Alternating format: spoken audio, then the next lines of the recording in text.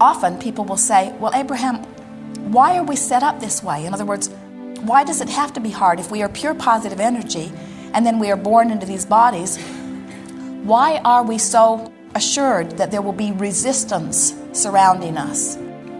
Why does there have to be so much that we worry about that gets our attention and that sets up resistance within us and keeps us from being in the place of allowing that we so much want?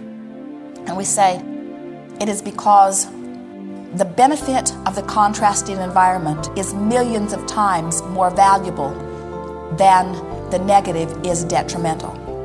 In other words, if you did not have the ability to discern difference, you could not prefer. And if you could not prefer, you could not vibrationally summon source. And if you could not vibrationally summon source, then we would all cease to be. And so the entire universe is based upon our ability to conclude the new idea, which is the summoning forth of the new life into the new space.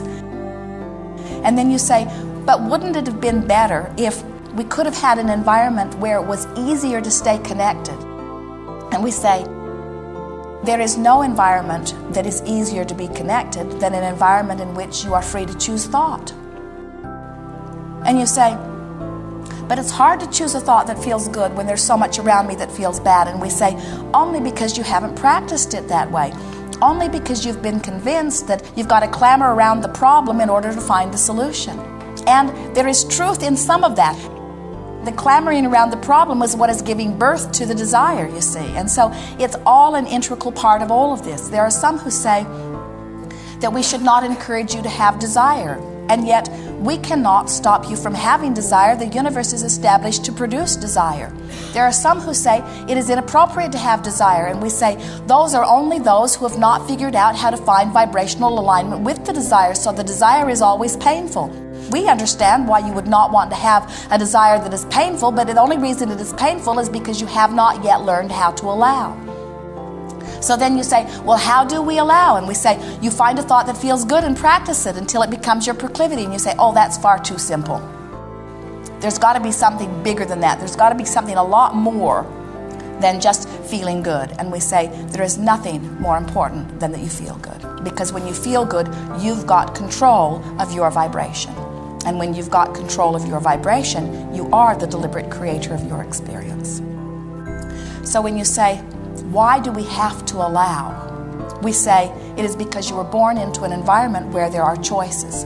You were born into an environment where there is variety. In other words, if you lived in a household where everybody thought exactly the same way, and nobody had any contention about anything, everybody wanted everything exactly the same. You were all born to love pizza, and you were all born to love milk, and you were all born to love the color yellow, and you were all born to love hardwood floors instead of carpeted floors. And you were, in other words, if you were all born with these samenesses, you say, oh, we would get along so famously. We all sing the same songs and we do the same things, and we say you would not be stimulated to a new idea, and a continuing life force could not continue to be drawn within you because we all need an active calling. That's big. We all need an active calling. There has to be an activation of that summoning of energy. And as long as there is an activation of that summoning of energy, then life continues, and it is our promise to you that life will always continue. And so you say, well, this activation of this energy is a good thing, but my resistance to it is not a good thing. Why do I have to learn allowing? And we say, you would not have to learn allowing if you had not learned disallowing. And you say, that's my point exactly. Why was I born into an environment where I learned disallowing? Why do I have to go back now and learn how to allow? Shouldn't I just naturally allow? And we say, because you wanted the environment of difference, and you needed to find your bearing, and you needed to find your place, and you needed to decide what you want. In other words, we promised you, you did not want to come into an environment where you just said yes, yes, yes, yes, yes, yes, yes, yes, yes to all of it. You wanted to say yes, no. Well, maybe. Well, what do I think? What do I conclude? What is my preference? Otherwise, your perspective has no value if you are not here to decide, to discern, to prefer something new, you see. So then you say, but I thought we are all one. And we say, we are all one, playing off one another for the purpose of coming up with a new idea. And you say, well, it's painful because now I have to learn how to allow all over again. And we say, you'll be all right. you can use your guidance system to know if you don't get too far from where you are, it's always easy to bring yourself back to center. And even if you do get far from where you are, it's still easy to bring yourself back to center. It just takes deciding that feeling good is worth something. And practicing with real determination to feel good for no other reason than to feel good. And in time you show yourself that allowing is not a big issue. It's easy to allow. In fact, it is your dominant proclivity. You would much rather love than not love. You know how we know that? When you don't love, you feel miserable. You would much rather praise than criticize. You know how we know that? Because when you criticize, you feel awful, and when you praise, you feel wonderful. You would much rather know your success and know your value than to feel that you do not have value. You know how we know? Because we feel your pain when you choose the other. In other words, we think that it must be so easy to know the stove is hot. In other words, that does not feel good. It does not feel good to put your hand on a hot stove. And we do not understand sometimes why it is so hard to take your hand off the stove. And you say, my mother had her hand on the stove, her mother had her hand on the stove. Our family puts its hand on the stove. It's just what we all do. The day I was born, they put my hand on the stove. And we say, but now you get to decide how you like it. And you say, but it's hard. Do I dare take my hand from the stove? And we say, risk it and try it. And you say, it is sweet relief when I take my hand from the stove. But look, my mother still has her hand on the stove, and my government still has its hand on the stove. They've all got their hand on the stove. Who am I to find the relief of not putting my hand on the stove? And we say, all right, put your hand back on the stove if you want to. But understand that you get to allow or not allow. These are your choices. We're wanting you to understand that it's not hard to allow. In fact, the hardest thing of all is to learn patterns of not allowing who you are. It's a lot harder to be confused than to be clear-minded. It's a lot harder to be sick than it is well.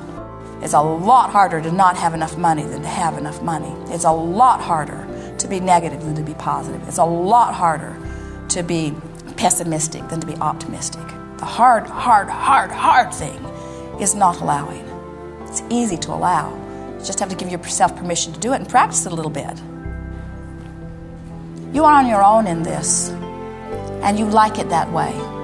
You came into this environment knowing that you would be in an individual consciousness that would have your individual preferences, and that anything that you in your powerful individualness identify as your desire source energy will answer. It is our expectation that you will prove to yourself that you have the ability to let it in. It is so much easier than you think. There's just one thing that you have to remember. It is good to feel good. It is good to feel good. Clarity is your natural state of being. Healthy is your natural state of being. Eager is your natural state of being. Loving is your natural state of being. It is natural for you to have desire, and it is natural for you to anticipate happy outcomes. And it is natural for you to love, and it is natural for you to sing, and it is natural for you to play. It is natural for you to skip. It is natural for you to be joyful. It is natural for you to know well-being. It is natural for you to expand. It is natural for you to question. It is natural for you to find interest. It is natural for you to want more. And it is natural for you to feel good. And anything else is resisting the natural state of who you are. There is great love here for you. We are complete.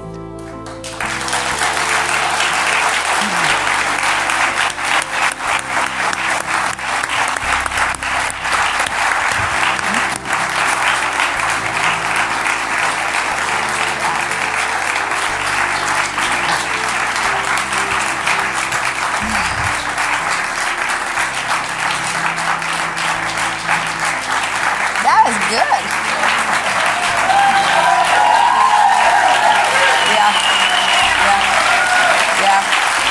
we had a good one.